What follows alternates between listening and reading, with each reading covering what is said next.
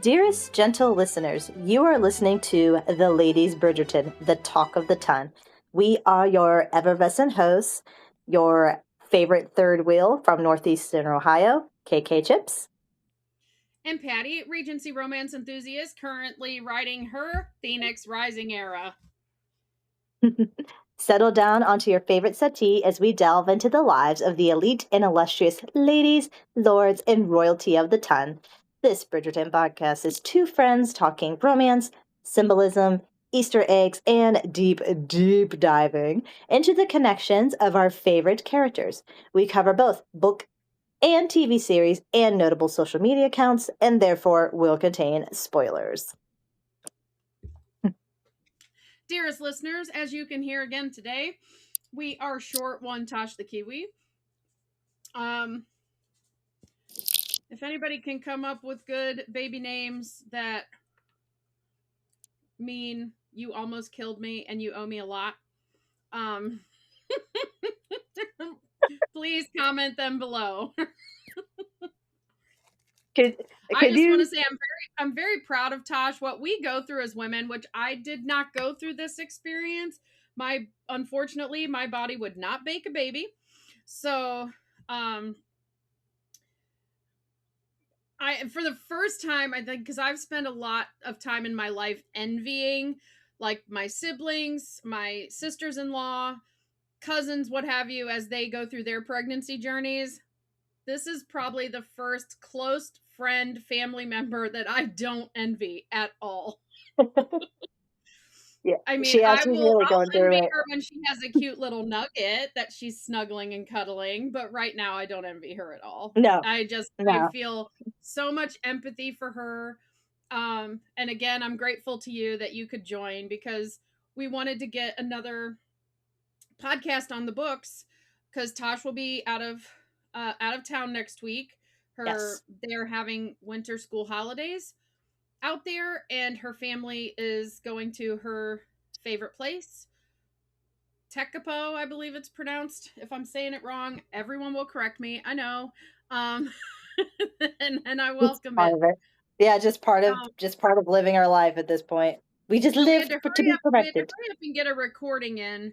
But she has struggled with hydration this week and is in the doctor's office a lot prior to leaving, getting fluids. So Miss K has agreed to join us again today, which means no analysis this week, but we're gonna have another fun foray into the world of Bridgerton. And this week we are choosing to talk love triangles. We feel like our consensus is that the love triangle third party kind of gets the shaft in Bridgerton. Yes. We don't get any closure on them. None. So we kind of want to get on our soapbox today and talk about the various seasons and their third wheels. Specifically seasons 1, 2, and 3. We'll also talk a little season 4, because I think it also plays in, even though it's an interesting take on a love triangle. But Queen Charlotte, I don't think we'll talk about that much, because that love triangle, we knew it was not a true love triangle, and there was no real jealousy, or, it wasn't. She had two men in her life, but they weren't competing for each other. Brimsley and the king were not competing for her affection at all. No, absolutely not. Yeah, so, but that was she had more of a work wife love triangle situation. Yeah. But that's what we're going to discuss today. So I hope you guys enjoy this. We are totally off the cuff and winging it. Again, not prepared for a backup conversation. But I hope today might be a little less controversial than last time. Hey, honestly, at this point, if you're not controversial, are you even doing social media right? True. I mean, and I don't want to do controversial, though, to get clicks or listens or likes or anything. I oh, and I saw the best thing about it. Uh in regards to maladaptive daydreaming, because I do with what I grew up in. I am a maladaptive daydreamer. I can create a whole, and plus I'm a Pisces, so I can Yes. create a whole world in my head. And I saw a thing the other day where somebody was like, the reason they get so into pop culture or shows or what have you is because they put their maladaptive daydreaming to good use. And they watch a show and they build a world in their head about how things go and whatever, and it actually helps them, um especially in terms of adaptations. There we go. I think it Oop, helps me shit. love a Oopsies. book adaptation even more, because I don't know if anybody watches Unlearn 16 on TikTok, and now I've seen her on Facebook as well. Come on. She's a Canadian teacher, Gen X. She just did her Ah, life lessons because it's her birthday. 1 second. She's turned 51. And No, one of the things no, she no, talked no, about no, no. was the I book is put always thing better blocking than on. the TV show or the movie. And she has a good point about why, because when you're reading it, you are part of the creation of that book. You are creating the scenes. You are creating what the characters look like in your head. You are creating where they are spaced in the scene you're reading. Like, you are part of the creation process. And when you watch an adaptation, that is somebody else's interpretation of that material, and you are not involved. You are only a spectator. And that hit me so deeply because of Bridgerton. I think as fans, we all have ideas about what the characters are supposed to look like and how they're supposed to be. And we see the differences, but it doesn't mean that the show is bad or the show sucks or anything. It Right. just means that that's someone else's visual interpretation of what they're reading, Mm-hmm. or the Yeah. Cliff's Notes if I don't think they read the whole book. Um, Yeah, which I mean, I can respect someone more if they read all the source material and they just could not, in their head, adapt certain things into the movie. You know what I right, mean? If you're saying, "Oh, I did read all of that and I just didn't think it would visually translate well," right. you know. So I tweaked it a little bit, what have you, what have you. I can respect someone doing that. Um, it's totally different when you have no respect for the source material and you know that there is a dedicated fan base and you just don't want to do the franchise or the fandom or the source material justice. You just Right. make it all about you, which, again, being controversial, we have our opinions about a certain person, not respecting source material and not listening to the fans. And it's not Yeah. just us. There are a lot of fans who have that same opinion. Exactly. Yeah. Um, but I was actually talking to Dude last night because he likes to watch reviews about people's opinions about things that he loves. Like, he is a sci-fi fanatic, so he loves Mhm. Star Trek, loves the Star Trek movies, Mhm. and he's a huge Alien fan, huge Terminator fan, and he was breaking down I forget which Star Trek movie it was, but he said the guy that wrote and Did he directed walk out this. of the room? Because he'll be able to rattle it off, and I gotta know because I'm a Star Trek fan.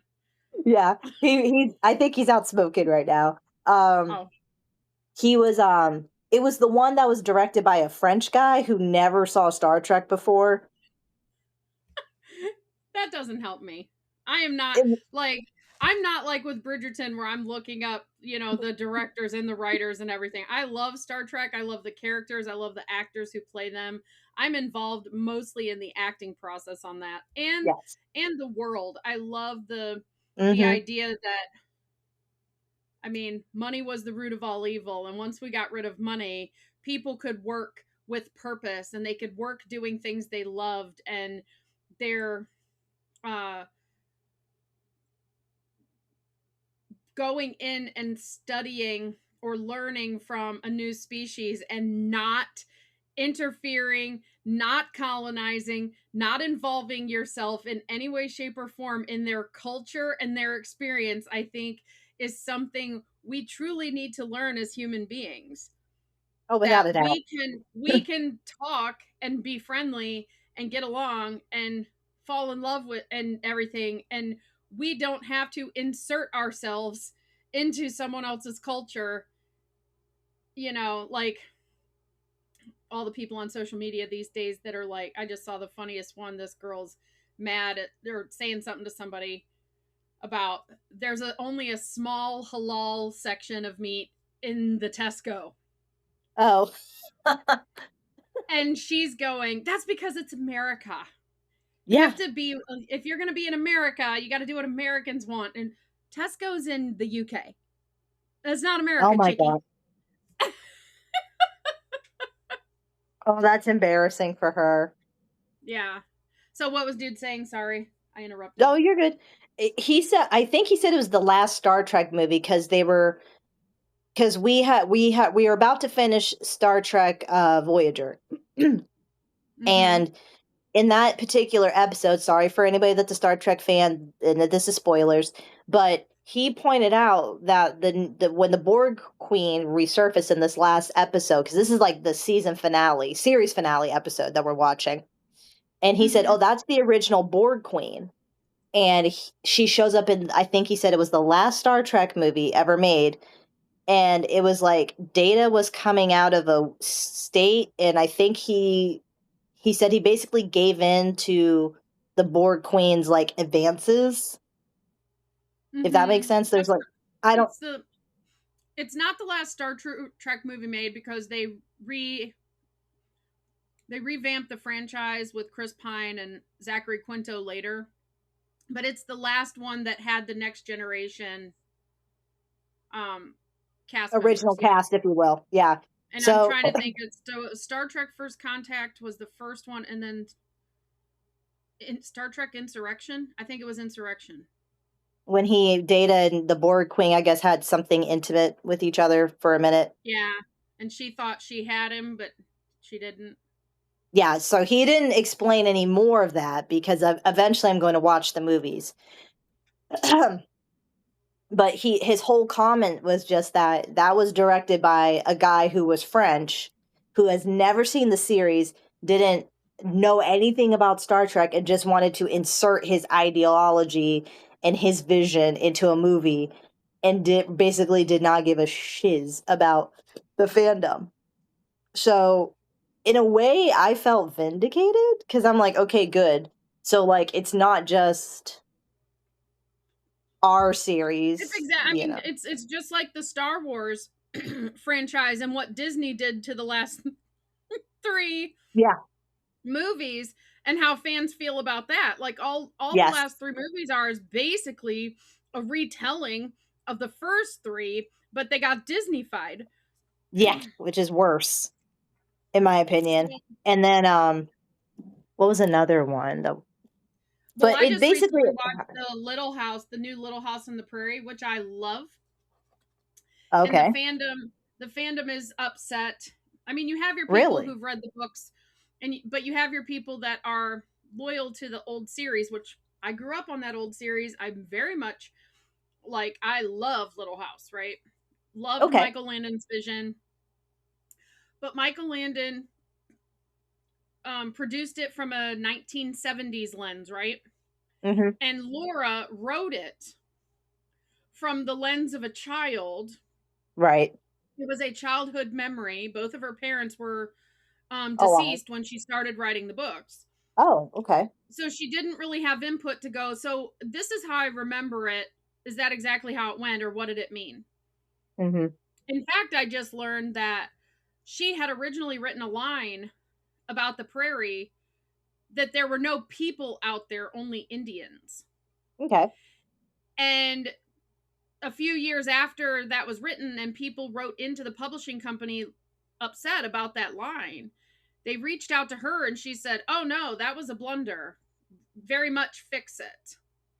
And the line got changed to there were no settlers out there, only Indians, Okay. because Indians are people. Yes. And that was a blunder, whether she originally wrote it that way based on, because I mean, honestly, what people are upset about right now is Caroline, how Caroline's portrayed in the new one, Hmm. and how she is. I mean, I personally think she's a baddie. I think they did Caroline justice, but they also showed her fear and her vulnerability. Like, she grew up in a pretty sheltered home, and I mean, I'm learning a lot about Charles Ingalls this time around, because the more we learn about, people can find things in history. Charles was Hmm. actually uh, basically a draft dodger from the Civil War. Oh.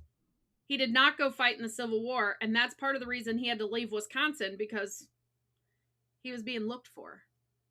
Oh.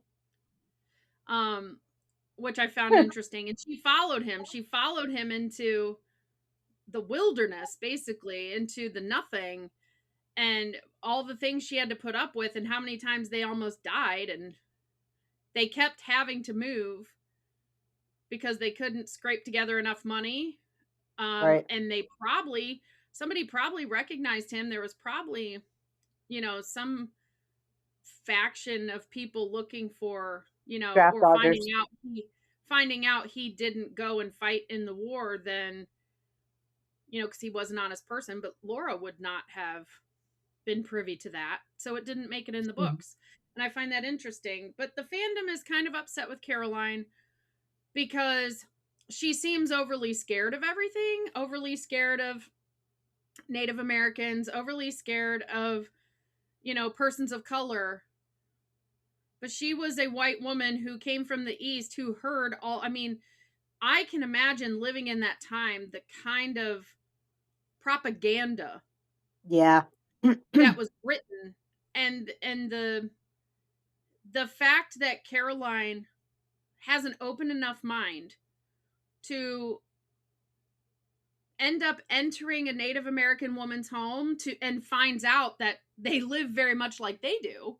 Yeah. Like, hey, this isn't different, Right. you know? Um, and becoming friends with the doctor, who is a person of color, and the storekeeper. The storekeepers are persons of color, and seeing how they're treated and having empathy for them and becoming friends with them, I think she comes a long way. But because she's not depicted like Caroline in the 1970s show, which was all produced on the tale of civil rights, Mm. so it has a very different lens. I just think that, so I love that, my maladaptive daydreaming helps me love a show, even if it's different from the source material, that I can find those small moments that remind me of the book, and I can create. Um, like, I mean, let's be real, this show leaves a lot out. Bridgerton leaves a lot out. Sarah and I were just talking in the Facebook chat about how we have no context of what Colin and Penn did in their home after the wedding breakfast, which ended by the Queen still during daylight, Yeah. and the next morning. We have no idea. Yeah. It's left to our imagination. We have to fill in those blanks. Mhm. So I'm glad my brain does that. Yeah, there you go. So You have a anyway, beautiful. this was a long introduction. Tangents. Hey, we were What do on you have tangent. for pod snacks today? Well, for pod snack today, I have my good old thermos here that's called Thirst Hunter, which is an exclusive Juggy USA print because I love K-pop demon hunters. And I have just some generic. I think the brand is called Baker's Treat that you can get at Aldi, and it's just peanut Like butter the wafers. generic Nutty Buddies? Yeah, they're way better than actual Nutty Buddies. Are they better? I can't Because remember what a Nutty Buddy Snout tastes loves a Nutty Buddy. I have bought him Nutty. I bought him. He had got Nutty Buddies in his birthday gift bag. Oh, did he? Okay. I very much am a if I love you, I give you snacks kind of person. It's okay. So what are your pod snacks today? I have a range because it's my dinner time. Mm-hmm. I I have the don't eat dinner. tacos from Sheets and a frozen lemonade, and I have a peanut butter um, cookie crunch parfait from Scoops, which is our local like ice cream stand. It's got a couple of locations, but they're all very local. Mm-hmm. But that's the local like mom and pop type ice cream stand near me. Mm-hmm. I just found out we have one 3 minutes away from where I live called 19. It's literally called 1980s Ice Cream Shop. Ice Ice. Hello, that's the 90s. Oh yeah. Or was it 90s? Ice Did it say Ice Baby 90s? came out in 1990 or 91 exactly, yeah. Did it say 90s and I just butchered it? Ask him, just out of the blue, no context. Just ask him. Star Trek Insurrection? Am I right? Star Trek Insurrection. Star Trek Insurrection. Let's see. Is that the one that 96? Is that the one that you were just watching? 98. Was that the one you were just watching with the Data and the Borg Queen interaction? No, that was First Contact. That was 96. First Contact came out in 98. Yeah, I was thinking it was First Contact, but you said it was the last one, which Insurrection is the last one. No, Nemesis was. That came out in 2000. Oh, okay. Yeah, I forgot about Nemesis. So you said third movie, and I just didn't remember it as third. Well, you said last, yeah. I forgot. Yeah, so for some reason... No, First Contact is the second movie. And that's the one with Data and the Borg Queen? Is Insurrection first? Third. Generations with Kirk and the... oh, yeah, Generations, because that's where Kirk and Picard meet each other. Yes. Oh, okay. That's actually where we learn on that weirdo island that Kirk is living on, he has a dog named Butler. Yes. Which is why I ended up with a dog named Is Butler. that why you named your dog Butler? Well, that's why my ex named our dog Butler. Oh, yes. There we go. It tracks. Yeah. Okay. So I was wrong. It tracks because he was not a Star Trek fan. I was. And he wanted us to get another dog, and at the time I didn't. So he chose the name Butler and tied it to Star Trek so I'd feel better about having another dog. Gotcha. Because the narcissism, the narcissist thing. So on to a little bit of Bridgerton news. Yay! So I'll let you start off with your Bridgerton news you found this week. Okay. So, fellow members of the Fanton, today I woke up and scoured Reddit, as I do, and I landed in the Paulin Bridgerton subreddit, and someone had posted that Jack Murphy was still posting behind-the-scenes content for Paulin for season 3. And they posted Jack Murphy's official website, and I followed it, and I saw delicious little tidbits of behind-the-scenes photos that he took. And not only did I see these beautiful photos, I also did a little mini deep dive into his little resume, as it were. And I was just discussing with our lovely lady Patti here that he did the choreography for the new Pride and Prejudice that is coming soon to Netflix. That excites me so much. Mm-hmm. And then we found out he did the movement choreography for Bridget Jones's Edge of Reason. What was it? Edge of Reason, which is her favorite rom-com series.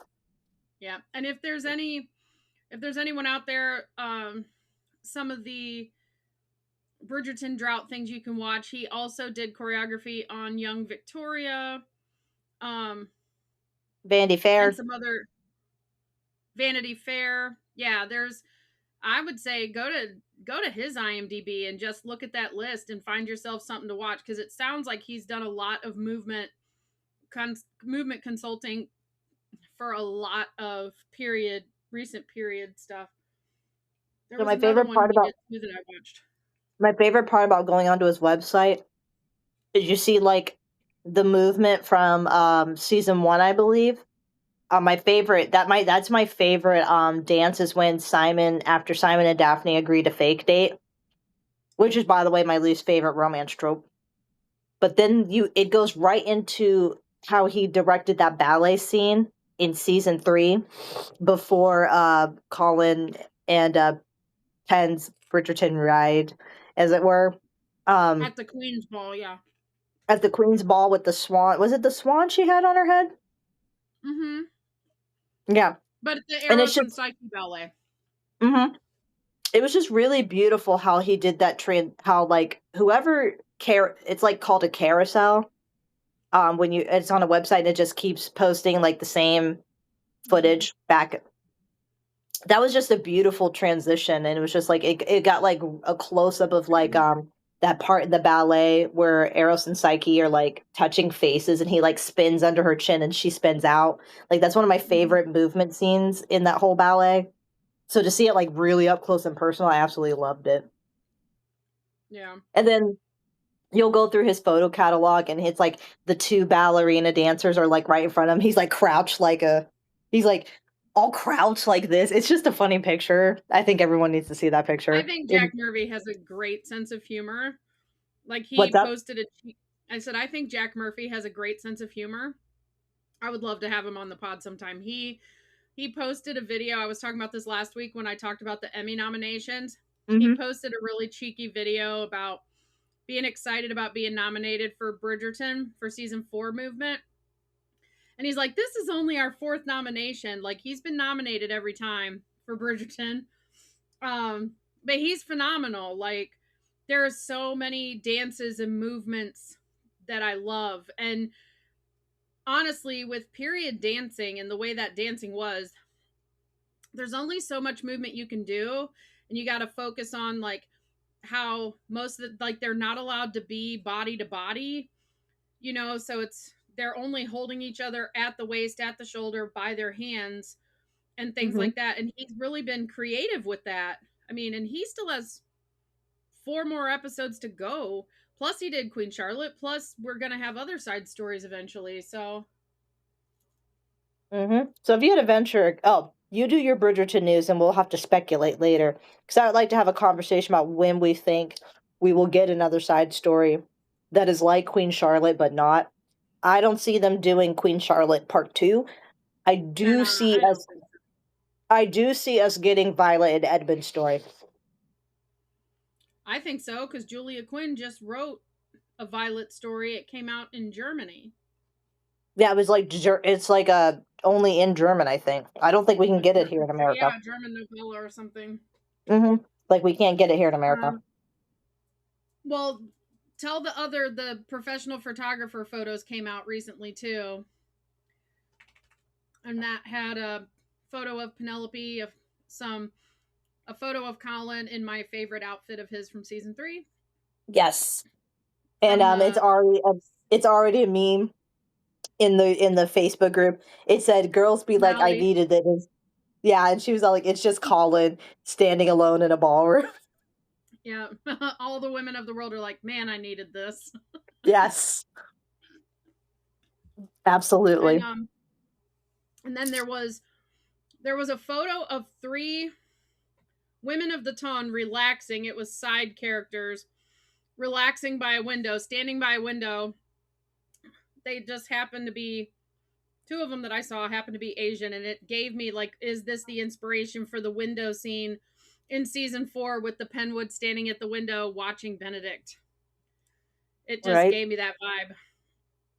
Inspiration comes in all formats. But I only have a couple of little things. So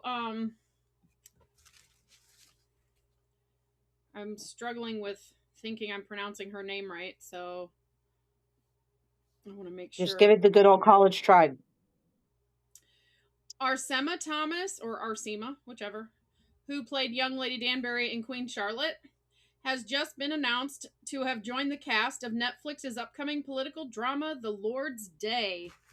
And I'm really excited about this because I thought she was phenomenal in Queen Charlotte, and she's not really done too many projects that I can see on IMDb. So I'm excited to support her in another project. So I'm really stoked about that. And last but not least, it has been announced that Season 5, and I'm not sure if this came from Netflix Shondaland, but I'm just going to announce it anyway because it came out right after they said they'd finished the second block, which they completed 2 blocks in 3 months. And they're saying they anticipate finishing filming by the end of September, which means they would have filmed an entire season in only 6 months. Whereas season 3 was 8 and season 4 was 9. Yeah. How's it they were able to film this in 6 months?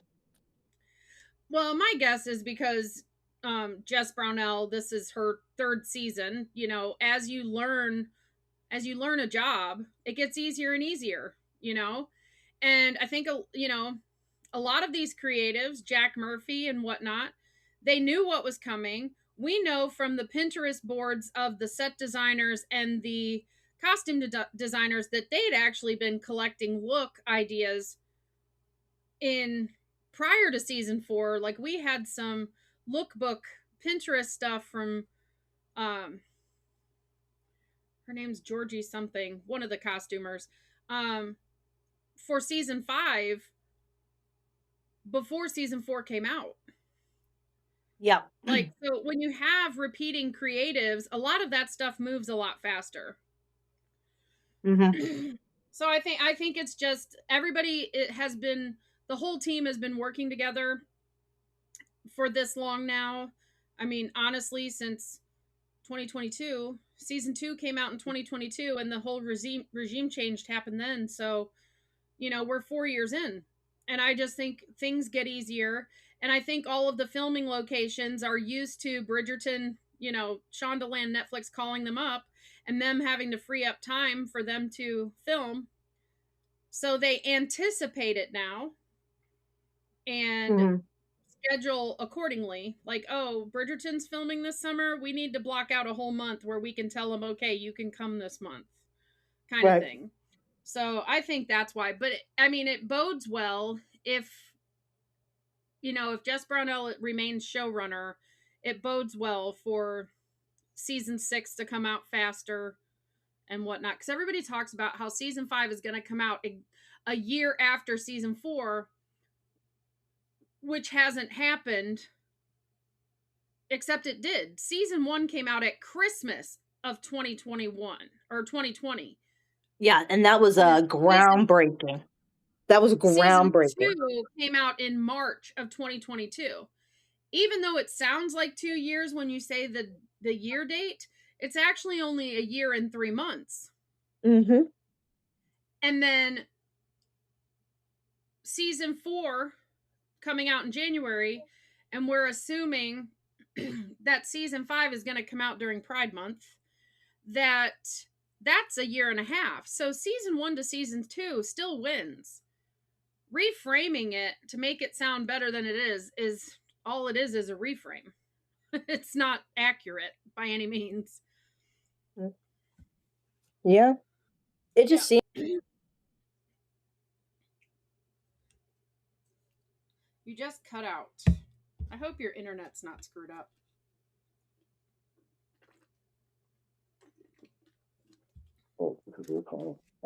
I put do not disturb on and it still pauses. Oh, is that what it was? I thought you lost your internet. I was sitting here. I was about to cuss. Yeah, no. So let's make haste. Let's make haste into this episode. So again, what we're doing today is we're going to talk about our love triangle non-lead love interests, and we're going to talk about basically how Bridgerton, the story. I'm not saying writers did this on purpose because they were all just plot devices, but how they got done dirty. Yeah. So let's rewind all the way back to our beloved prince in season 1. Because honestly, of all of my love triangle love interests, I think the prince was the nicest and kindest one. Like, I feel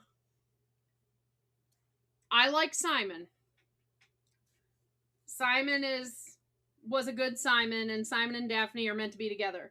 But I feel like Daphne would have had a happy life either way. Yeah. probably with a little less drama with Friedrich. But if we're to be believed how this is loosely politically accurate, at some point, doesn't Prussia get, like, annihilated by Austria or something? Doesn't Prussia get wiped out at some point? Prussia becomes Germany. What's up? Prussia becomes Germany. Okay. Yeah. But I'll start by saying this, even though Friedrich was nice, if Daphne had ended up with Friedrich, Kate would have never happened. Yeah. Sophie would have never happened. Yeah. Yeah. Yeah, because they would have never seen their sister happily in love. Honestly, neither would Colin would have married Marina. Yeah, think about that. I mean, it all Penn started with might have Daphne. put that information. Actually, maybe not, because Penn putting that information out there, Daphne would have been worried about the family and her alliance now with royalty. She would have been concerned about her name and her reputation in alignment with Colin. So I think she would have done even more to save that. I don't think we would have had Daphne's empathy for Marina, though. So Marina wouldn't have ended up with Sir Philip, is what really would have happened. Yeah, so Daphne would have had no reason. Because Daphne got involved because she felt empathy, because she realized the futility of women trying to make their own decisions and live their own lives. Yes. And she wanted to help her because she felt stuck in her pre-planned life destiny kind of thing. So. Oh, yeah. Without a doubt. So if it wasn't for her being a typical older sister, which is where we are the family manager, let's be for real. She's the eldest daughter for sure. Oh, yeah. That's why she went for the emotionally immature and emotionally unavailable man. Someone said that Daphne choosing Simon was literally first eldest daughter core. It really is. We don't choose the emotionally healthy man the first time. And then her love speech at the end, like, it really is beautiful the way she says it, but in modern times it would have been like, I don't care that you're such an ass. I'm gonna love you anyway. I'm gonna try. Pretty much. But thank God Simon realized his toxicity and he worked on it, you know? Yeah. Absolutely. Thank God for that. So Friedrich goes off to Prussia back home, and we never hear from him again until lightly in season 2, when we get to our season 2 triangle part, who got shafted. But only briefly. Yeah. Well, and I just want to say Friedrich was super kind. It was obvious he, like, found Daphne enchanting. Yes. Like, I think he truly, I can't say he loved her, but he saw the potential. He would have been devoted. Absolutely. He was very interested in her. He found her cute. Mm-hmm. He knew she was beautiful, but he found her cute. Like, her laugh, he thought her laugh was cute. We know this. Yeah, that was awesome. He was always very gentlemanly and very kind, even with Cressida, even knowing Cressida was putting on a show. Yes. And when he came to ask her if this was really what she wanted with Simon, and she said yes, he didn't use his station to undermine, to change her mind, or his connection to the queen, because he could have threatened the queen's wrath and gotten his way, and he did not do that. And he told the queen on her behalf, you need to let her do what she wants to do so that she's happy. Like, I don't want to be with a wife who's not happy with me. Exactly. Because I think the queen was all about using their station to manipulate the situation. Oh, absolutely, because she wanted to basically rival Lady Whistledown, because Lady Whistledown had all the scoop on who had all these attachments.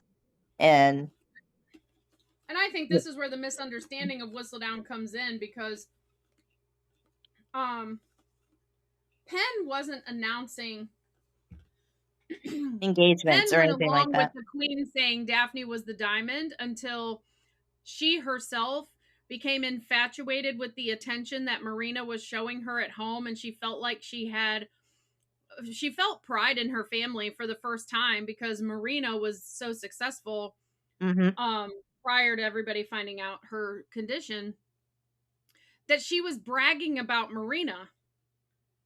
Yes. It kind of like limerence. It's a little bit of limerence, but in a sisterly friendship kind of way. Like, she has this new playmate at home, new sister at home, somebody who's on her side at home, and she's talking her up because everybody else treats her so terribly. Yes. That people thought she was creating a competition between Marina and Daphne, but she wasn't. Right. And then the Queen, her talking about Daphne choosing someone else and whatnot, which is just reporting the truth, the Queen took as adversarial. And it never was. She made it personal. Right. And she really didn't have to. Poor Penn just got caught up in stuff and got labeled gossip girl when that's not what she was doing at all. It is. She was literally reporting the news. Season 2, she was a gossip girl because she was now trying to build. She decided, well, I almost told Colin I loved him and he stopped me. Right? Yep. I'm trying to open this bag without making a bunch of noise. So Colin stopped me so I wouldn't embarrass myself because they're friends. Like, I don't think she thinks Colin, had no clue or whatever, which I don't think Colin had any clue she had feelings for him. I think that was an impossibility to him. And he thought she was about to announce her engagement to someone because she said she'd just come off the dance floor. But I digress. I think Penn had decided, as a lot of women do, like the other Bennett sister, Mary, going, okay,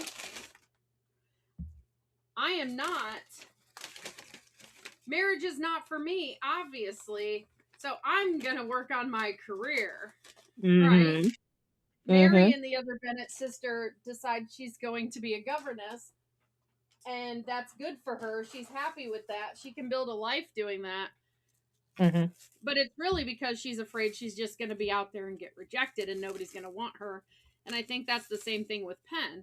She decides she's going to build her career and she starts writing for the masses instead of herself. And that's where Whistledown gets messy. Yep.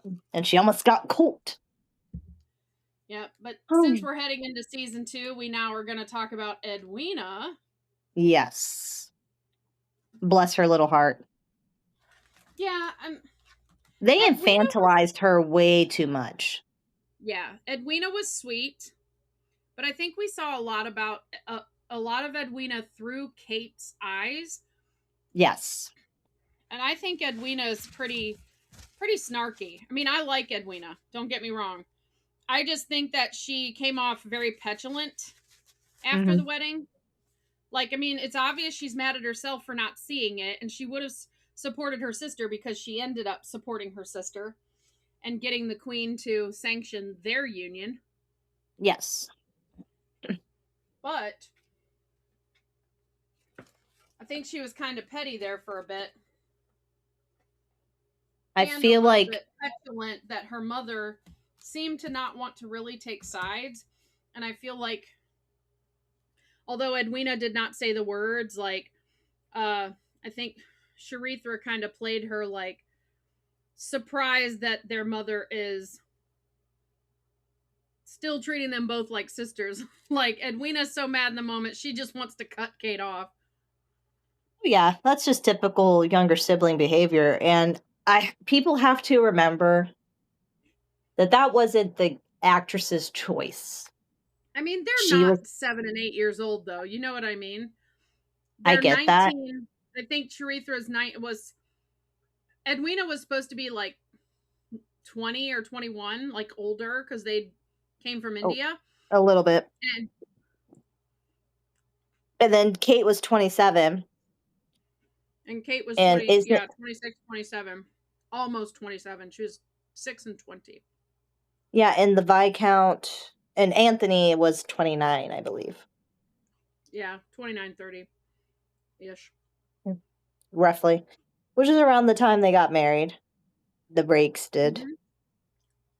So, Edwina's... I'm going to just go right off the bat, knowing what we know about the regime change in the middle of season 2, which, when you write a show, you would think that you would stand by it no matter what. CBD dipped in the middle of season 2. Like, they pissed I know, this I can't man wait for that NDA to come undone. Yeah, run its course. they pissed that man off. Come on, Netflix. It's your own show. I want the Netflix documentary about Bridgerton so much. Me too. I want that tea. But here's my whole thing. They'll sanitize it a great deal. Oh, absolutely. He's not going to get all down and dirty because he's classy. And royalty never worry themselves with peasants. And I would argue that he's still an executive producer because he gets that credit forever because he helped create it. Yeah, so he's never going to talk. We're never going to get that true tea. It's going to be what he doesn't say that us as neurodivergent people are going to be able to fill in the blanks. And I'm just waiting for that. I mean, patterns be patterning. Nobody really leaves in the middle of a season. What's up? Nobody leaves in the middle of a season unless it's not really good. bad. Yeah, it's really bad. Like... But I would say really the first mistake was season 2 that did Edwina dirty is because, and in the book, Anthony, because of the whole bee scene, because he got caught with his mouth on her chest because he was trying to suck the venom out of her skin. Yes. Because he thought she was going to die for real. Yes. So then he had to marry her. Yes. And Kate felt like he doesn't really love me because he had to marry me, and there was that dynamic. But they took the love triangle a little too far in season 2 and did the whole. It was way too drug. It was way too drug out. I think it should have ended when he walked out of Bridgerton house to come out, and he ended up proposing to Edwina, and Kate thought he was going to propose to her. He needed to have been walking toward Edwina and Kate go, oh, he's still choosing her. But at the last minute, he turns and proposes to Kate, which would have caused some friction between Edwina and Kate for a minute, which would have still had its own drama. Right? Yeah, but there was no reason for him to still have continued all the way to the freaking wedding. Mm-mm. Yeah, that was insane. And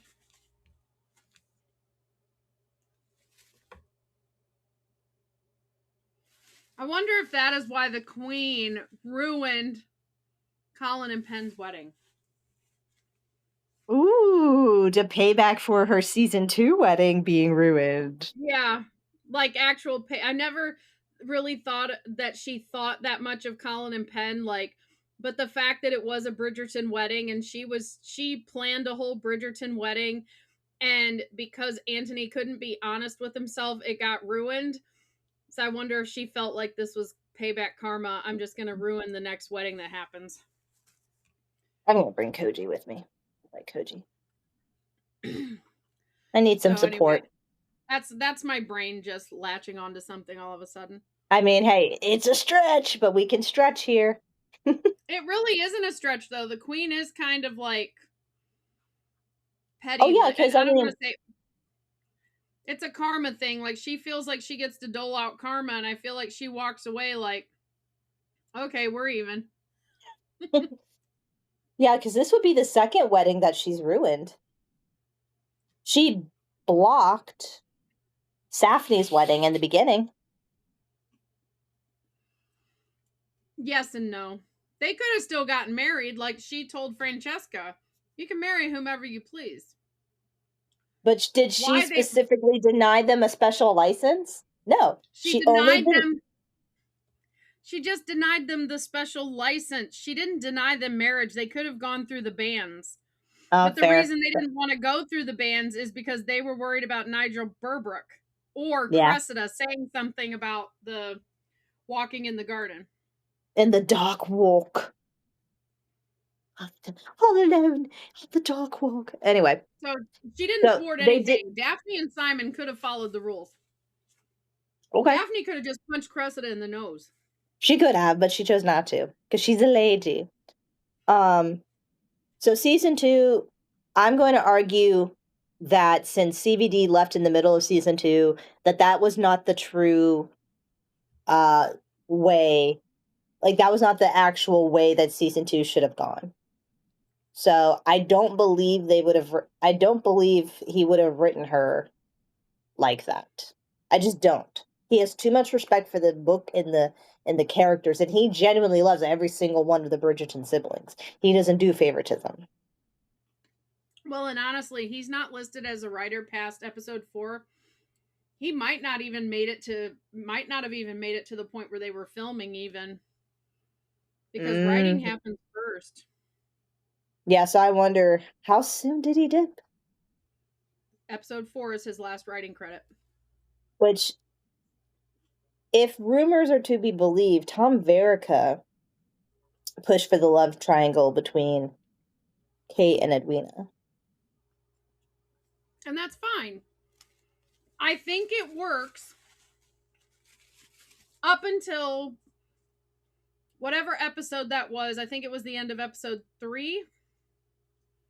After the country, their country dance. Oh yeah, it was like 3. 3 or 4. Where he comes out and Kate thinks because of the night they had, the Bane of My Existence night, that he might propose to her, but he proposed to Edwina instead. Yes. And then they had to go through that whole business. I think if he would have come out there and everyone else in the room thinks he's going to propose to Edwina, right? Mm-hmm. It would have been kind of like it actually would have been the better for the trajectory of the Bridgerton bros, because we think Colin is just first telling his feelings to Penelope, and then we realize he's proposing, right? Yes. And that was episode 4. And then episode 4 in season 4, Benedict sounds like he's going to propose, but then he asks her to be his mistress. Yeah. So coming out and everybody thinking he's going to propose to Edwina and how perfect this is and whatever, she's like such the perfect little thing, and him to turn to Kate that he hasn't even, like, he's been antagonistic with the whole entire time. Like, he told the brothers that she was, think of everything he said in the fencing scene. Oh yeah. How difficult she was and all that stuff, and then he turns and proposes to her.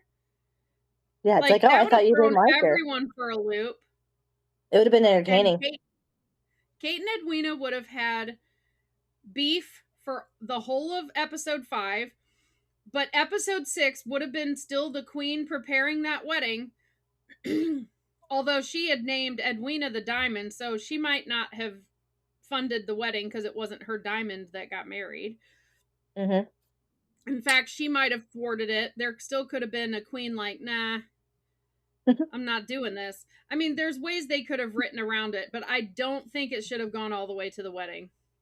No. And nobody comes out of that unscathed. And the Bridgertons and Edwina pretty much came out of that unscathed.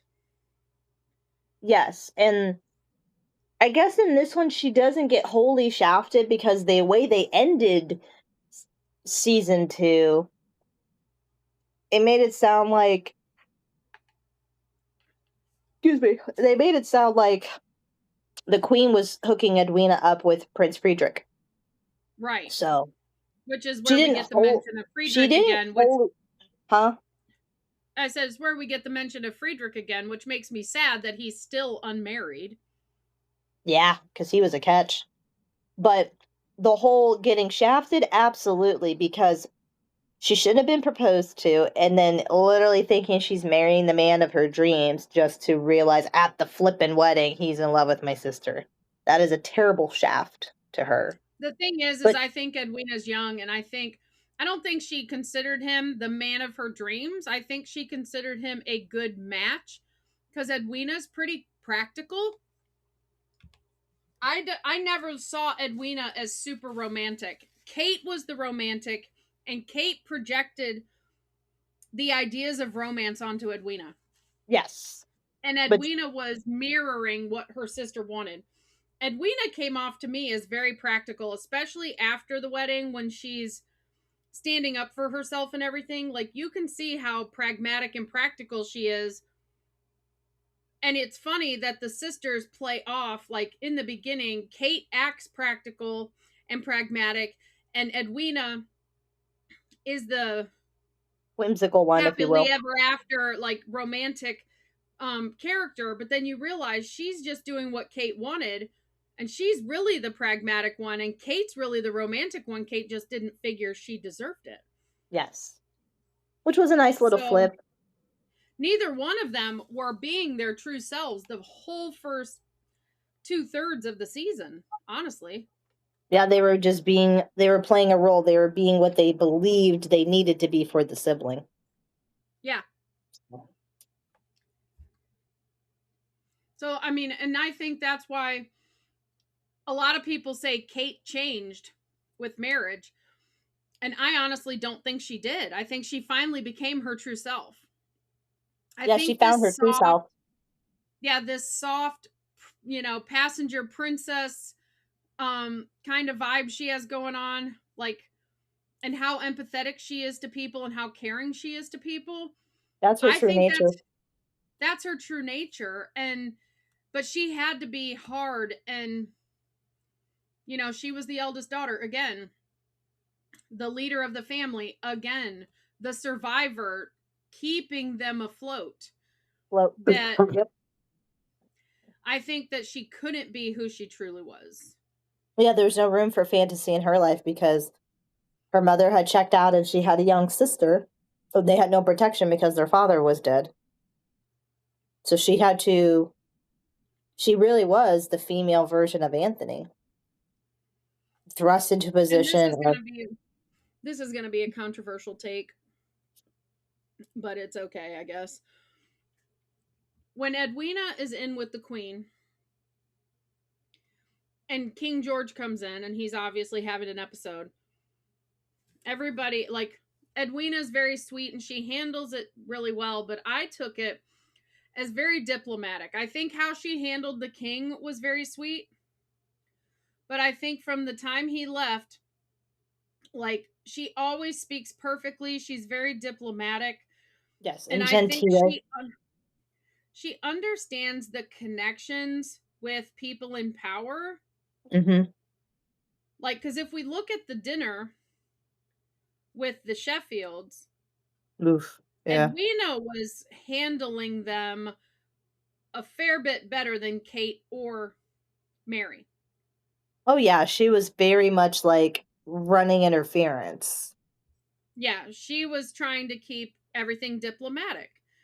And I think she, like, I would have loved for the Queen to say, I mean, granted, this is not that time period, but I would have loved for the Queen to say, like, I'm introducing you to my nephew. He's a prince, but, like, I could really use a woman like you over in Prussia, right? That would have been epic. Like, I want you to marry him, not for love. Yeah, I want you to marry him because you're practical. I need a diplomat over there.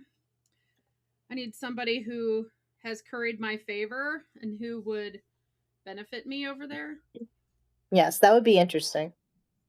But alas, she did not do that. Well, we're already pushing an hour. We must make haste to season 3's shaft doubling. Yeah, and again, we're gonna talk, like, as we talk Edwina into season 3. Of all of the love triangles, Edwina's the only one that gets a happy ending. Yeah. We hear that she's married. We hear that her husband has given her a love of the outdoors, which means they're a good match for each other. Edwina is happy. Edwina gets to see her sister again because they travel to India. Yes. So, of the 3 love triangles, we have the prince ends in apparently perpetual loneliness. Well, 4 if you count us getting to season 4, if we get time. Well, season 4, Sophie just her love triangle, the lady in silver, is the love triangle person.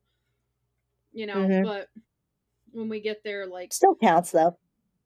Yeah, her ending is the lady in silver's ending is not the happily ever after. I mean, yes, she is both people, but it's almost like she was a figment of everyone's imagination and she never gets mentioned again.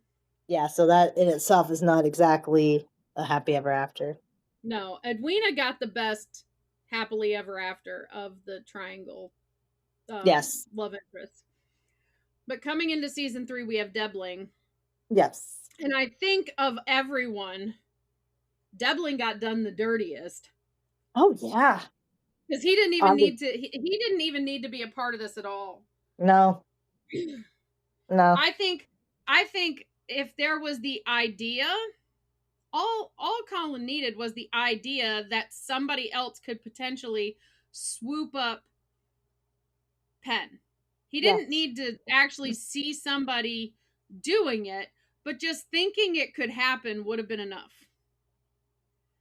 I think, yeah, because even if they had Debling, just in the first episode, like talking to Penn like it did, and because when she came in with the green dress, she's very beautiful, what have you, and all heads turned to Penn. It would be very interesting if, like, he sees all the, the Lord Squad essentially, swarmed her. A couple of other different lords swarmed her. Very inappropriate for that time period, of course, because they needed an introduction and what have you. But for the sake of fantasy, they just went up to her. And the girls going on the hunt too. That was very non-Regency. Very non-Regency, but whatever. For the sake of season 3, we just lived in a fantasy world. But season 3 was nothing but Delulu. Yes, it was straight Delulu. But it kind of worked because technically, as far as emotional maturity is concerned, Colin is emotionally the woman in that relationship, and you guys did that whole breakdown, so we're not going to go into it again.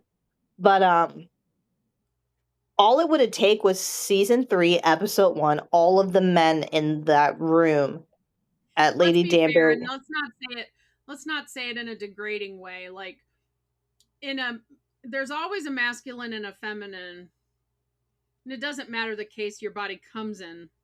Right. Even in homosexual relationships, 2 genders loving each other, there's still a masculine and a feminine. There's always going to be a dynamic. I didn't mean it to sound that way. It's just, I remember when I just want to clarify for the masses that we're not misandric in any way. We're not misandric. We're not misogynistic. We welcome love in all of its forms, however it presents itself, as long as it's not. There's nothing wrong with a man being the feminine, and there's nothing wrong with a woman being in her masculine. Right. I mean, there's nothing wrong with it. As long as they love each other and there's a mutual respect for each other, who cares? I'm a pretty in her masculine kind of chicky poo, so. Yes. But like you said, he would have just needed the idea. Seeing how Penn turned heads in season 3, episode 1 would have been enough. I understand showing her as socially awkward because they wanted to play that whole marriage lessons so that they could be alone. I get that. But I think, like, her walking in looking how she did and how he was struck by her beauty, like, oh my gosh. And I think he definitely should have clocked how much attention she was getting. Yes. And honestly, there were enough lords that attention could have continued.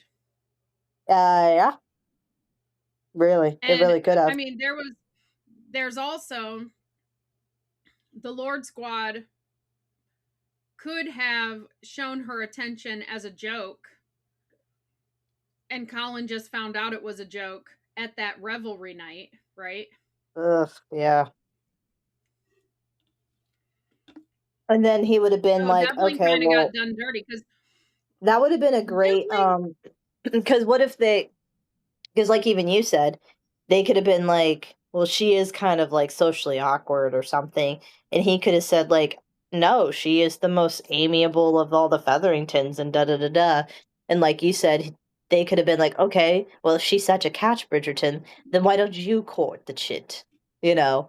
And he would have been like, huh, I bloody well might. And then that would have been or that. they could have pulled their betting business, because we see that the non-Lord Squad people, Cavendish and whatever in season 4 are betting on everything. We know from the deleted scene with Fife after the stag night that Yes. he sent a courtesan over to Colin, and he bet with a couple other lords about whether Colin would go home with her or not. So I think wouldn't have been too far fetched to have them bet. They all approach Penelope and try and like garner her attention, because their whole goal was to drop her then Right. or whatever, see who can get her in a closet, kind of thing. And Oh yeah. Colin have to watch all that. But Debling deserved better. Like, Debling is the closest thing I think to how Regency courtship actually was. Not all of it was for love. A lot of it Yeah. was for practicality. And I don't think, they portrayed him as a nice guy, because once he knew that Penelope wanted love and he did not, that's when he should have said, okay, we're both on different pages. I mean, Mm-hmm. not thrown Colin in her face, not made her feel bad, not publicly broke up with her, but you know, They just could have had a I think quiet conversation about their expectations, kind of like what Friedrich did, when he went to Daphne. Daphne. Mm-hmm. They could have had a quiet conversation. He's like, I thought we were on the same page and I thought we had an understanding, you know? Right. Like, I thought It we didn't had have an to. understanding, but obvious, he could have admitted he clocked her feelings, maybe even still said something about Colin's feelings that would be a catalyst for the conversation in the carriage, but not have it be so public. And I don't think they made Cressida look desperate, but I Yeah. don't think they made her look so cringy that Debling would have overlooked her altogether, because the reason I feel like he has the reason I feel like he's a big man child is because he stormed off the dance floor after dancing with Cressida, and Cressida had a pleasant dance with him, answered all his questions. You know, I think in that moment, even though she was getting to talk negatively about Penn, she was not doing it in a snarky, gossipy way, right? Nope. She was basically announcing what we've all known the Ton thought all the time. Yeah, They've always absolutely. been like that. Yes. There's something there. They've always been like that. Their It's basically what Cressida was saying, right? They've been friends forever. whole lives. They've It's been this forever, right? Yes, it's been like this the whole time. So him storming off and then, civilly blowing up at Penn, because he didn't raise his voice, but he was civil because it was public, but it was still kind of a takedown. Mm-hmm. He dressed her down and put her in her place, and made it seem like she was playing him for the fool, is Which how is I not took that. cool. Which is not cool. And then he left, And we never hear from him again. and we never hear from him again, and Cressida has to go through what she does. In the books, Cressida marries a dude, Lord Toombley, I believe it is, and he ends up dying and leaves her with nothing. Like, he poorly handled his estate, right? And so the reason she needs money The reason she jumps on the whole I'm going to find Whistledown is because she needs money. She Yep. wants to stay in society. She wants to have the money to stay in society, but now she's a widow. And she's back out there like, I'm going to have to find another husband. Yep. But I could get this money and, whatever. I think after episode 4, if they would have just had Debling marry her, kind of like Mr. Collins style from Pride and Prejudice, like taking the girl that threw herself at his feet, right? Because, hello, that is what Charlotte Lucas did. She definitely did. She's like, Lizzie didn't accept your proposal? Oh, you That's weird. poor man. I'll do it. I volunteer as tribute. Like, yeah. she swooped in rather quickly. I used to love Charlotte Lucas until the other Bennett sister, and in the other Bennett sister, she's such a conniving bitch. Really? I'm done with her for a while. I'm gonna have to reread Pride and Prejudice to like her again, because in the other Bennett sister, she comes off so conniving to me. I can't even stand it. Dang. But yeah, like, I think they could have had Cressida, except, like, he could have just shown up at Cressida's house the next day. He could have applied for a special license because he was going out of town, leaving. They could have gotten married. And by the beginning of episode 8, she could have found out his ship went down. Yeah, that would have been interesting. And he was deceased. And all of this money that he talked about having that everyone thought he had, he really didn't, because his family had squandered it or put it in on the ruby mine fraud, and they had lost it while he was gone the last time. And that's why he was looking for a wife to manage his estate, because he still managed to have property, right? He had property and stuff. So Cressida starts selling stuff off, much like, because she didn't bring much to the table. Her dad had already taken away her dowry. Yes. Because I think a lot of that was they were having money issues because of the ruby fraud. Because the ruby fraud story, we're going to talk about that in the whole love triangle. Like, let's have a plot device that we never bring up again. Yeah. Okay. Colin is super mad. Well, no. It does get brought up, I think, at the beginning. In the beginning of season 3, because remember, they're in it's season 3, episode 1. Yeah, because the Cowpers sick Dundas on Portia. Yes, they absolutely do. They believe, but what I'm saying is there's so many holes to that story, like, because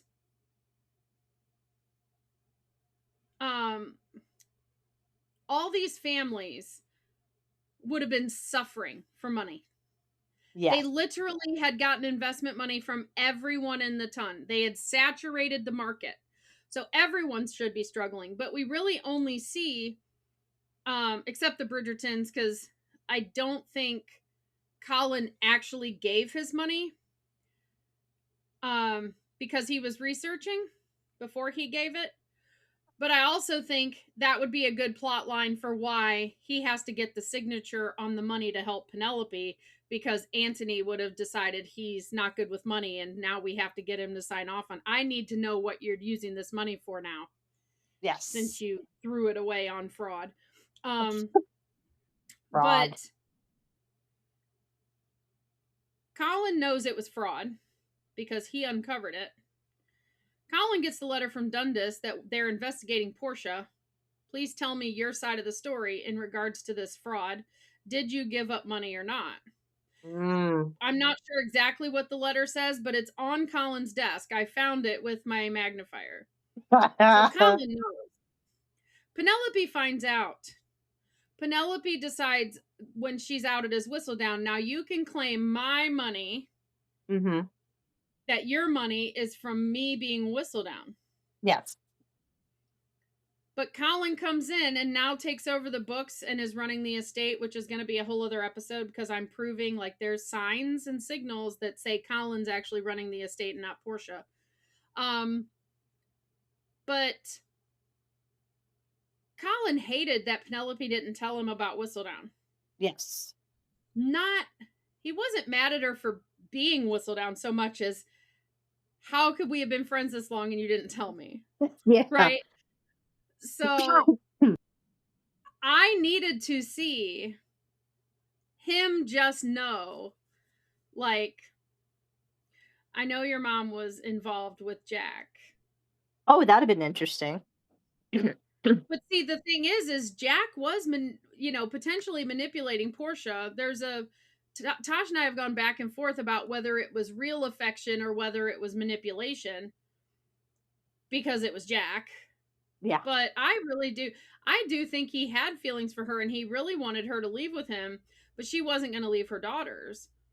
But she could have played off like she was swindled and manipulated and he seduced her.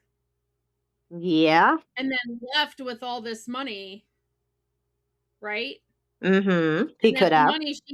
The money she had from, because none of the timing makes, Colin would know, because he walked into that drawing room, or he was in the drawing room when Portia came in with Penn and she said Cressida knows, and they both just found out that Portia just found out. Oh yeah. Yeah. So Colin is never going to believe that Portia's money was Whistledown money. Oh no, never. Unless Penn lied to him and said, I gave my mom money. Because that's what happened in the books. Mm-hmm. Penn ended up forging a death in the family, faking a death in the family to give her family Whistledown money in the books. None of that gets said or stated. Yeah. Like, there's so many holes there. And these love triangles go through the same thing. Like, Debling just disappears. We never hear about him again. We don't even get to hear about him in season 4. Yeah. Like, did he die? I mean, we all know he did. If he went to the Northwest Passage, he died. Yeah, no one ever came back from that. Anyone who can Google knows that. But well, I don't see Colin and Penn being the nicest. Like, they would have recognized Debling's role in how they got together. And I think I almost could see the two of them every time they have an anniversary or every time, they have a moment. Like, I almost wish we would see them celebrate an anniversary, because we haven't had there's no anniversaries in the books and there's no anniversaries on the show so far. There's been. Did they celebrate? I mean, did they celebrate wedding anniversaries in general? I don't know. But it would be cool if on their anniversary they just have this to Debling. He's the reason we got together, right? I don't know. That would be cool if that would just be petty. I feel like that would just be petty. No, I think the two of them toast him on their anniversary would be sweet. Oh, okay. You're saying like in private. Like, it's the two of them, or even in front of other people. Everyone else saw him courting Penelope. That's true. So I think that other people would, I think Violet would go, she would toast Debling, right? I think that would be cute. And it would be, because we got no closure about Debling in 4. No. In season 2, we heard about the prince. We knew the prince was still unwed. In season 3, we found out that Edwina was married and happy. Yes. In India. And she gets to see her sister, and she gets to witness the birth of her nephew. Yes. What was his name? Edward? Edmund. Edmund, that's right. Named after their Antony's father. I can't remember. Did they mention his name was Edmund in season 4? Like, at all? It's not. Yeah, they said little Edmund, yeah. Okay. So it must have just been like a passing moment. Yeah, it wasn't like here's Edmund. Huh? It wasn't like here's Edmund. Yeah, I know. They just mentioned his name, but in season 4, we don't hear about Debling at all. And Cressida went through a whole storyline that she didn't have to. Like, could we still get her to the point where she felt the need to blackmail Penn? Sure. Mm-hmm. Could she have blackmailed Penn just for the hell of it because she's Cressida? Absolutely. Oh yeah. Because I think Cressida could have had, and I think that would have been an amazing storyline for her character. Cressida could have gotten everything she wanted. She gets to marry this high-ranking gentleman who's never going to be around. She gets to do whatever she wants, and she has access to all of his money and all of his estates, only to find out she still is not happy and she still has no friends. Yeah. That'd have been a hell of a not just a plot point, but then it's like, so do you use that for her in her character arc to where she realizes she herself, needs to do some inner work, Yeah, because I think she starts like, I really messed up with my friendship with Eloise, and she tries to repair her friendship with Eloise in season 4. And it's totally sidestep. Even if they have Debling die, if she finds out Debling died and she has that, then that really would explain a lot about Lord Penwood, choosing her to marry anyway. She could still become Lady Penwood because Penwood there were years spent where Lady Penwood was spending the money, right? Oh yeah, like crazy. Utilizing the home, that sort of thing. And we already know she manipulated the money in terms of Sophie's money, so who's to say she wasn't embezzling from the estate? Which, by the way, how the hell was she able to do that? By gaslighting Sophie, and Sophie never looked into it, never went and contacted the solicitor, never looked for the papers. She just accepted her fate. Okay, that's true. Because I was just like who would? Because imagine, right? Rosamund got married at the funeral.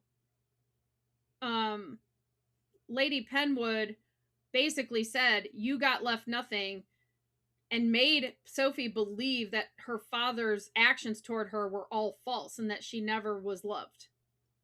Yeah, well, now, I guess what I'm trying to say was Lady Penwood's kindness, and I say that in quotes. Oh, I know.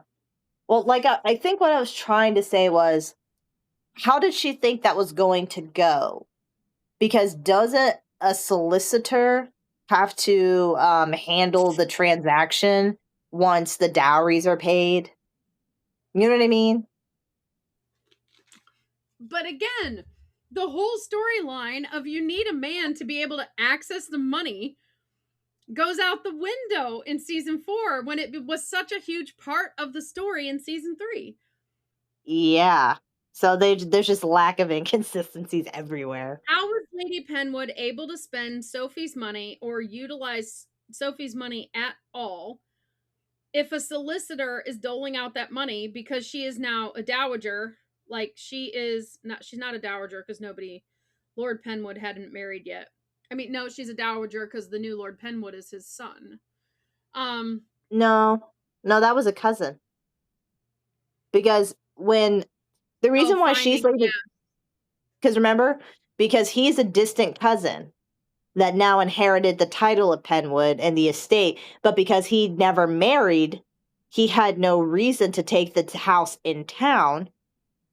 And then he met Cressida. He wasn't utilizing the estate because he was out there still, according to Bridgerton, every dude unmarried is a rake because they have to be. So. No, they didn't say he was a rake. When Cressida's husband, she said he just hates town. I'm hoping they have that be a lavender marriage. Oh yeah. There are rumors out there that it's a lavender marriage, and he lets Cressida do everything up as pink as she wants because he secretly loves it, and that he just needed to save his own reputation, and that would be a great storyline. That would be interesting. I mean, he didn't exactly give me rake vibes. He seemed, but he the whole rake thing was because Bridgerton forced Colin the character into rakishness. He wasn't a rake, but he wasn't a rake. He went to the brothels to get an education. Yes, that is how my whole story plays out. Yeah. He only In went to my the head. brothels to get an education because, again, it's the wording. When Simon and Daphne had their first time, he said, this is going to hurt, but only the first time. Colin said, it might hurt. Yeah. But if he had only ever been with women, working women, that he would only hear that it might hurt, like it hurt for them at the first time, he wouldn't know. And that would have been something that he asked. Like, he definitely seemed like it was also very close to his full, like he wasn't fully experienced when him and Penn were together. Yeah, maybe So, he's done some things, just not and when he everything. was with the women in the brothels, all three of them were under their own separate blanket. Yeah, that's very weird. You're not having a threesome if you're all under different blankets. Yeah. Because wasn't even when it was Benedict and Lady Tilly and what was his name? Paul. Weren't they under the same blanket? Did they even use blankets?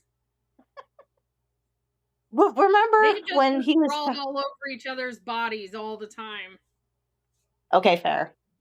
Yeah, which gave me more, which made that threesome more believable than Colin's threesome. Yeah. You know? Well, and I think too, when you look at this threesome versus this threesome, like one of these things is not like the other. Thing. Yeah, one of these things is not like the other. These two scenes, very different vibes. You want them to appear the same, but they're just not. They're definitely not. Paul and Benedict and Tilly are giving. There's a reason they're used as the Bridgerton clock in the second half. Yeah. Like, I just took those sessions as like they were very long, very detailed, very like I think Benedict disappeared for long periods of time from Bridgerton House. And nobody knew where he was. Yeah. And the fact that we see that's the first time we see actual lingerie in Bridgerton because she's wearing that leather strappy kind of number. Yeah. Well, no, you're right. That was lingerie. Because I was like, no, we saw Kate's, but Kate's was more like undergarments. Like it wasn't a bodice and stockings. Kate's was like a two-piece because she had like the cute little satin shorts under her dress. You know what I'm talking about? Yeah, but she also like yes, it was colorful, but and it was silk, but I took that as because she's from India. the Indies, right? She's from the Indies, and they're known for silk. Like, we're seeing something cultural there, was my opinion. Okay. And, well, I could take Penn was always in a peignoir, like long nightgown with a little robe. So cute. And we actually see, like, when we see Violet in her lingerie getup, I'm still waiting for that collab. Somebody needs to collab that. And they need to put it in every size imaginable. Oh, yeah. Because I think that would flatter just about every woman's body. Mm-hmm. I win the tea that you'll be having. Such a line. Such a line. Especially with that little, the robe that's with it. Oh, yeah. I would rock that in my own private time. In a minute. And it was a perfect color, like that periwinkle color. I would own it. For sure. Without a doubt. So yeah, I think Devlin got done dirty because I think that Jess Brownell was drinking from a fire hose in season 3. I think she was learning a lot quickly, and there was a lot of mistakes made, and I don't think it's the best love triangle ever written in television. And I really do think that Debling was a plot device. And could he have been a fleshed out character that could have been utilized in a better way? Yes. Mm-hmm. He could have gotten with Cressida. I still think that's a possibility. Can you imagine, though? Like, Cressida's not humiliated. Cressida doesn't have to claim she's Whistledown. Oh, yeah. In the way she did. But also,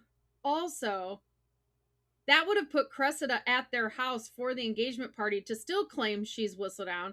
Because what if Debling, Penn would have done this. Penn would have, and Colin would have invited Debling, because the Bridgertons like to save face. Oh, right? yeah. They would have invited Debling, and that's when Debling could have announced, like, he could have brought Cressida. Cressida is now, they are now betrothed. Yeah, because it was weird that she just showed up to the engagement party all on her own. And can you imagine it? Like, Debling is at the engagement party. It's awkward as ass. Only he brings Cressida. We are now betrothed. Penn's like, oh, great, you know. And then Colin soothes her, like, I'm just glad to see she's here to watch your triumph, right? But Cressida would make it a competition about who got engaged. Oh, always. First. She always makes things competitions. And I think it would have been cool if watching charades, watching how clever Penn is, and all of that, if Cressida would have trying to talk to Eloise, right? Cressida figures out that Penn is Whistledown. Ooh, that early. Cressida figures it out based on something Penn says that came straight out of Whistledown, just like in the book. But she still announces she's Whistledown because her competition with Penn, she doesn't know how to end it, right? They've both won. They're both betrothed, but she doesn't know how to end this competition, and she still feels like she has to belittle Penn, and she ends up stealing Whistledown knowingly. Okay, like, that would have been way more interesting. In the book, she announces she's Whistledown, and she still has no idea who Whistledown is. But what would it do to the story if Cressida would have announced she was Whistledown knowing it was Penn? That would have made an interesting twist for sure. That would have been interesting. Yes. But like you said, drinking from a fire hose. Man, I would be terrible in the writer's room. I would have so many ideas. Like, no, wait, let's do this. No, you would be invaluable. In no, because I'd want to change it the next day. Well, because no, I think you would have had like, you would have had someone saying, "Let's make haste," you know. Yeah, we can't do that. Like, no, that can't happen. Why are you doing that to this man? Because honestly, I think Sam Phillips played Debling as best that he could with what was given. But I think through editing, through director choices, I do think that Debling was played. I think Sam played him a little more stiff and awkward because he was an outcast in society. That with how they edited things and how that he just disappeared and what they used him for in terms of story, I think that's how, like, he just came off kind of a, not nice dude for that reason. But again, it's because the love triangle, non-lead love triangle person gets done dirty. As always. Like, even like heading into season 4, again, we don't have closure about Debling, but this at least is an interesting twist on a love triangle.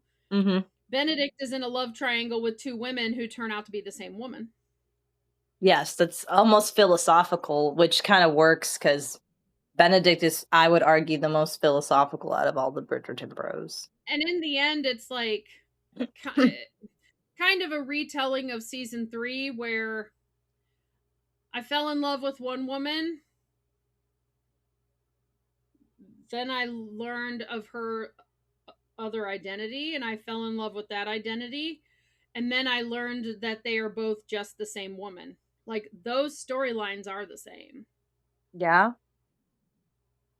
But ultimately, because we don't get the scene, the blind man's bluff scene with Sophie, and in the books it was Bridgerton cousins that Hyacinth was supposed to be watching.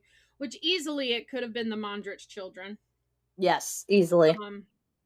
Easily could have been the Mondrich's children. Hyacinth agrees to watch them because she's now a lady in waiting to the queen.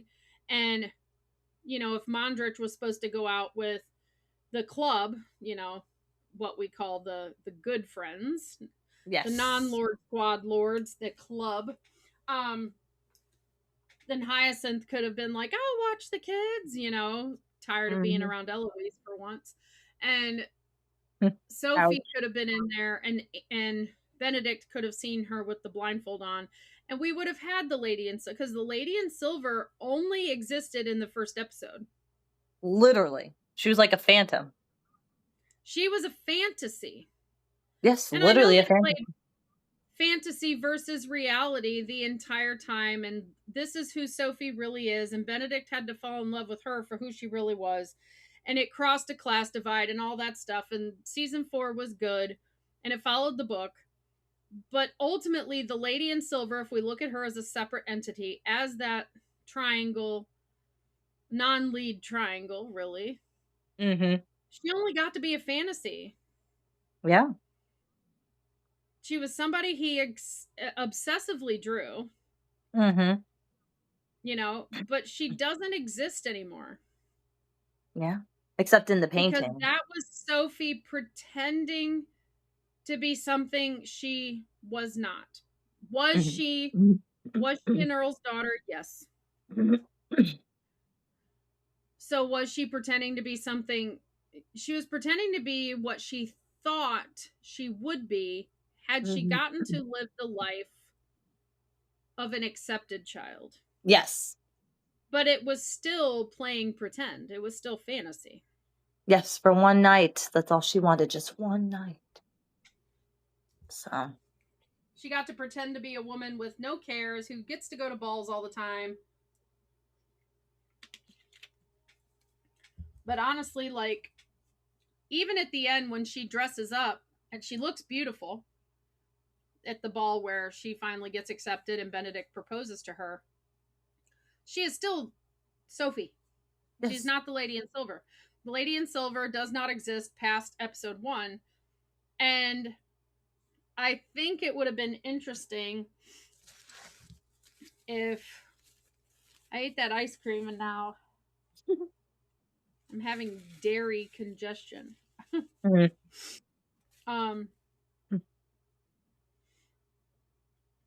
I think it would have been interesting, like, her dress was kind of close to silver. I think it would have been interesting if, kind of like, okay, so like at the end of season 2, when they're doing that dance with their hands and Anthony and Kate bring their hands down and you just see their eyes over the thing. I think it would have been cute if she would have had some sort of scarf, something in her hair, and he took it off and he held it up to her and, kissed her with that on. But then, and maybe a few people in the crowd react like, "Oh, she's the lady in silver," right? Because they've been hearing about it in Whistledown for this whole season, about this special lady Benedict has been looking for, and they realize that she is the lady in silver. She just had disappeared for the entire season till the last ball. Yes. Or do it at the wedding or something where he, holds this up, like he acknowledges you are both. Yes. Like, you are my fantasy and my reality. Yeah. Like, my fantasy becomes my reality. Yes, that would have been really awesome. Benedict's whole charmed life, he just always gets whatever he wants. So, as always, he of course would get his fantasy come to life, would be how his happy ending would end up. Yep. So, I mean, some of these are a stretch about how dirty did Bridgerton really do them. Like, Lady in Silver was just, that's not really doing her dirty. That's really part of the story. And they wanted it to be he fell in love with Sophie, and Sophie is who he chose. So I understand that. But when you look back at all of the non-lead love triangles, they really, they really don't get. And again, like, we could have them be mentioned. Like Edwina gets mentioned and we get closure with her. Now, Yes. could she marry in England? No, because she ran from the altar and ended a marriage, and I don't think anyone in England would touch her. I think that's why she had to go back to India. Yes, because of all the drama.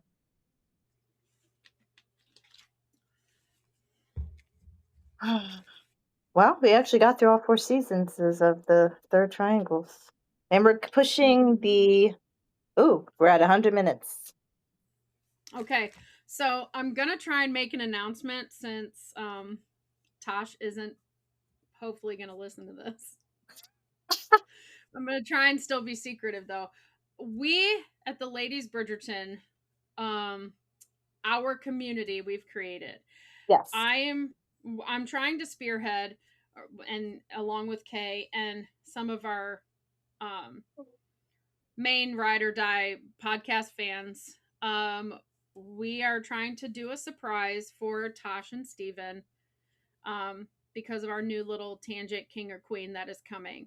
Yeah. So if you would like to participate in my idea, if you are listening this far into the podcast, thank you, first of all, for listening to the whole thing.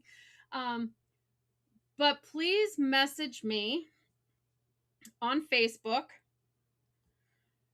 If you click on my name in our Facebook group, the Ladies Bridgerton podcast. So if you have not joined our Facebook group, please come join us. But if you have joined us in the Facebook group, please message me so I can tell you what the idea is. I don't want to get too specific because Tasha's responsibility is editing and uploading the podcast. I handle YouTube. So I want to make this announcement for people who listen to the podcast who might not follow us on YouTube, because we do have a discrepancy between followers on Spotify and followers on YouTube. Yes. So just in case I'm catching you as a Spotify or Apple podcast listener, and you might not be part of our Facebook group, or you might not be part of our YouTube community, please join our Facebook group and reach out to me via Facebook Messenger. I'm Patricia Coleman, Kullman. And I will tell you what our plan is, so it can still be kind of a surprise. But Tosh, if you do end up listening to this while editing, which I hope you don't, hopefully you just slap on an intro and outro and throw it up, because I just need it to luck out that way this time. Yes, fingers crossed. Fingers crossed. But yes, we are planning a surprise. So please reach out to me. That would be lovely. Yes. I cannot wait to bring our little scheme to life. And if you are not on Facebook, you can also email the Ladies Bridgerton pod at gmail.com, and I can reach back out to you that way, because I can always delete the sent email once I send it to try and keep it a secret. So if you want to be part of the surprise, just reach out and let us know. Yeah. Yep, that's all we have, I think. Thank you for listening to the musings of two mad women. Very mad today. we have no direction today, but I think we did well. Yours truly, your third wheel from Northeast Ohio, KK Chips. And Lady Patti.